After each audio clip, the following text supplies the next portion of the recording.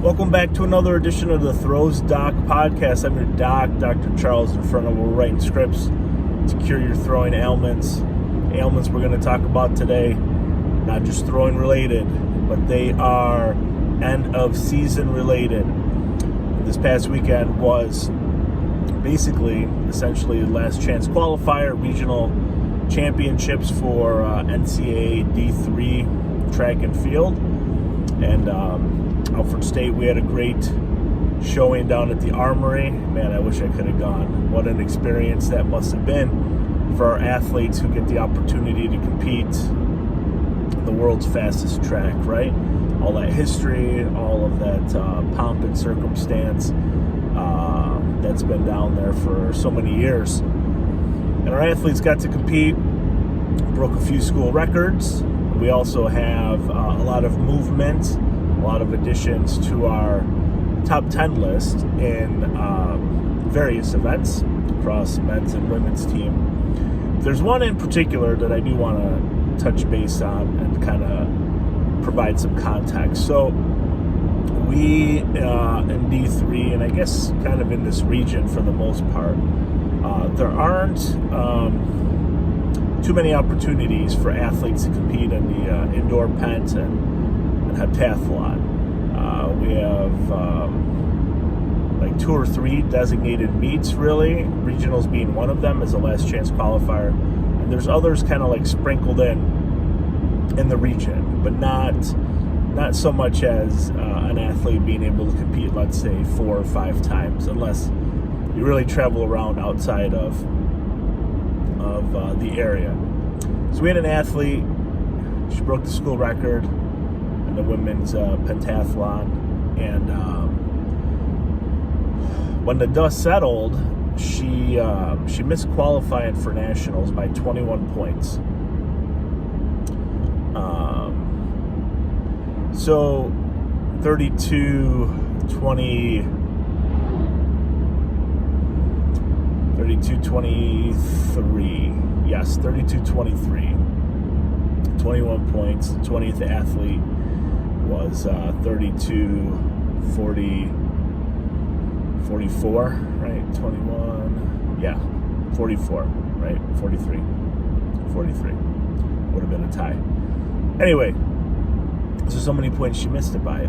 So I sent our head coach a message. Hey, I'm really sorry. We're out of the top 20 here by so many points. And then, not as well versed, I pulled out my big gold book, for those of you who might remember that, having that from Track and Field News, and I started looking at some numbers, and Tim and I talked about that, and it's like, well, if we wouldn't have kicked the bar at 163 and we would have cleared, or over 5 meters in the long jump, or just about 2 seconds faster in the 8. So basically, we're kind of splitting hairs trying to figure out where we could have got these extra points. And neither Tim and I nor I have hairs to split when it comes to that. But it really got me thinking about just how critical and how important all these details are, right? That one of the deepest, at least, throwing fields ever, if not the deepest throwing field ever. We have men's weight throw, 1843 is the 20th place athlete. 1843. It just boggles my mind. Women's weight's about 1710. Women's shot put's about 1340 or so. And men's shot put is 1601. This is the 20th athlete. And it's like, we work so hard with our athletes, right? And you look down the list, and athletes that miss by a centimeter or 2, right? And I've been in that situation. I had a conversation with Jen Galvin in the winter of 04. She barely missed qualifying, winter of 05. She missed qualifying for indoor D3 nationals by 2 centimeters. They took that season, they took 15 women. She was the 16th. And they may not have taken the 15th if she wasn't already going in the shot put. She was in the top 10. I'll never forget. So they may have just taken her as the 15th weight thrower because she's already going to throw the shot put anyway. But so we had a conversation, a lot of tears, but trying to figure out, not what can we do in the future to not really put ourselves in a situation where we leave things to chance. And really, ultimately, what it boils down to, and some are going to say that it's, I'm talking out of both sides of my mouth here, but it's really not in any of our control what other athletes are going to do or what's going to happen. But little by little throughout the course of the season, these things kind of build up, right? So we have, every meet and every competition is critical and it's important. They might not seem as important in the moment, but when you miss qualifying by a centimeter or two, you might start thinking, well, what could I have done, or what should I have done? So if you're thinking about that, and we're trying to figure out how we're going to make the best of the outdoor season, a couple things to think about, right? Number one, right, what were the wins of the season, right? Like how do you interpret your season going? So in this case, we broke the school record in the women's pentathlon, right? School record's been around for a long time, and it came crashing down. And if you look at process versus outcome goals, right? The outcome goal was to break the school record, and we accomplished that, right? But then that kind of leaves us then those 2 extra centimeters, or 20 points rather, or even 2 centimeters, whatever the event is, right? It still leaves you thinking, like, what else could I have done? And that's where you really got to think about, okay, did I really try and put forth as best effort as I could have every single day, right? Because when you think about 2 or 3 like centimeters in weight or shot put, or goodness, even like discus, hammer, I mean, that's really where the officials put the stick down. There's really not much. How tight is the tape, or how loose is the tape? I mean, really, not much we can do except put it so far out of the reach that others won't be able to catch us, right?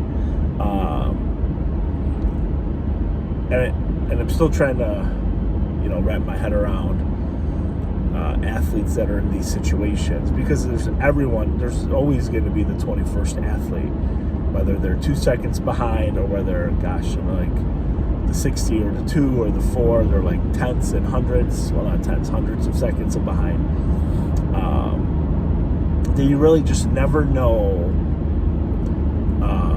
when that opportunity is going to arise. Really just need to take advantage of every competition. And that's what I've been talking to Dylan about as we start piecing the puzzle together for outdoor, is trying to figure out, how we best need to take advantage of every opportunity, because there's only so many opportunities, right? And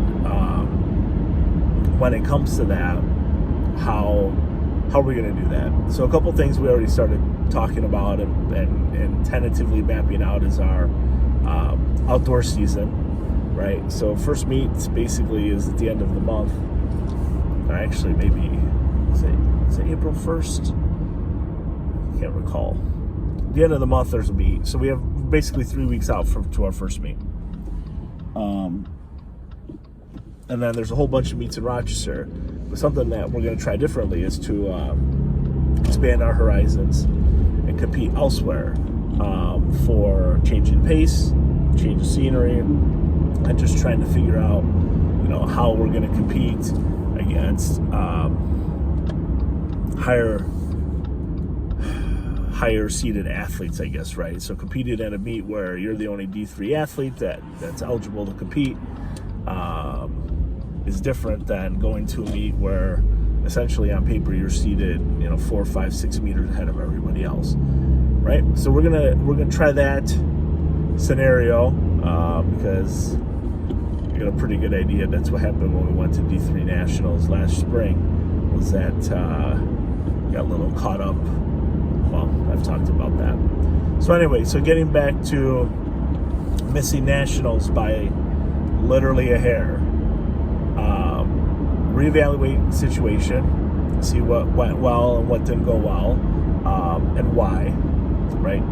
And start putting a plan in place today so we don't have the same situation happen come Memorial Day weekend, right? So whatever that plan is going to entail, it's going to be different for everybody, but it takes a lot of honesty, right? So there's some athletes that I've worked with in the past that just did not have, what's the best way of putting it, quality ends to their seasons.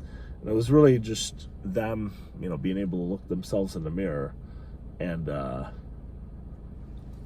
report out and share out why that may have happened, right? Like, we have a lot of kids, and not we as at Alfred State, but I think as coaches, we work with a lot of athletes that have the best intentions in mind. Don't get me wrong, like, they do have the best intentions in mind. But when it comes to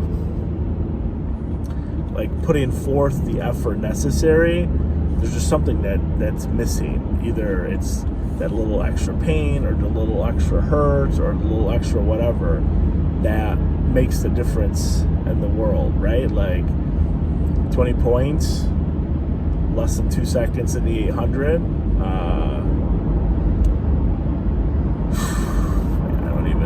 Or in the 800 rather. I don't even know. Like,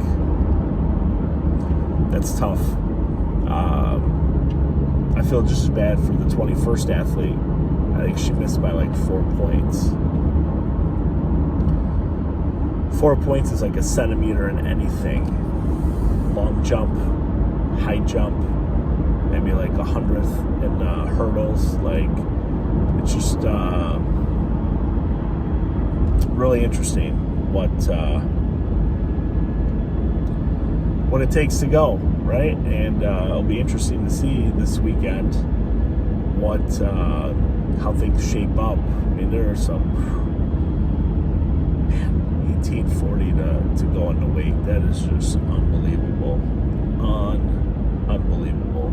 But hey, coaching's a little better, athletes are better, programming is more efficient. I think there's a lot that's happening that I think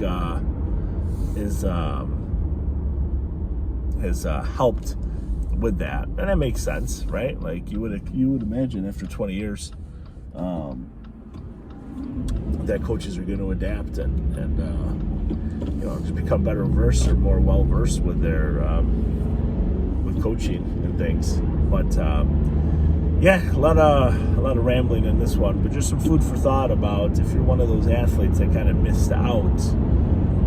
Think about what we could have done differently, and if there's not, then that's fine too, right? I mean, it doesn't have to be something all the time. I just think from my perspective, like missing USAPL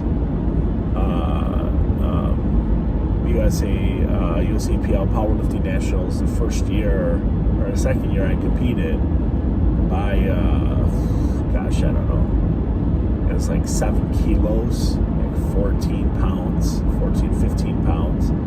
Like, that bothered me for a long time.